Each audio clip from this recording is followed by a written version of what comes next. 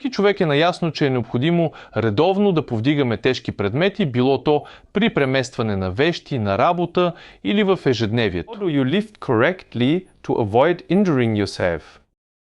In this instructional video, we shall demonstrate the most effective techniques to safeguard your back and ensure you lift safely. Erstens. Vorbereitungen.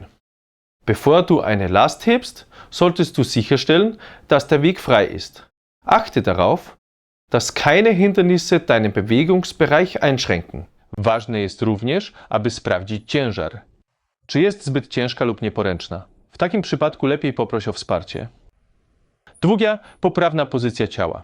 Ustaw się na szerokość ramion, upewniając się, że stopy są stabilnie osadzone na podłożu. Îndoaie genunchii, nu spatele. Spatele tău ar trebui să rămână mereu drept, în timp ce te apleci în genunchi. Capul trebuie să rămână într-o poziție neutră, iar privirea să fie îndreptată înainte. Yükü her iki elinizle sıkıca kavramak amacıyla aşağıya doğru eğilin. Yükü vücudunuza mümkün olduğunca yakın tuttuğunuzdan emin olun. Yük vücudunuza ne kadar yakın tutulursa sırtınız o kadar az zorlanacaktır. Чим ближче вантаж до вашого тіла, тим менше навантаження на вашу спину. Четвертий. Підйом вантажу. Для того, щоб підняти вантаж, спирайтеся на м'язи ваших ніг, а не на спину.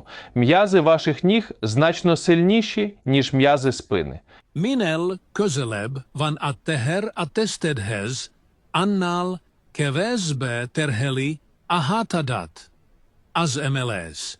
A teher felemeléséhez a lábaid izmaid használod.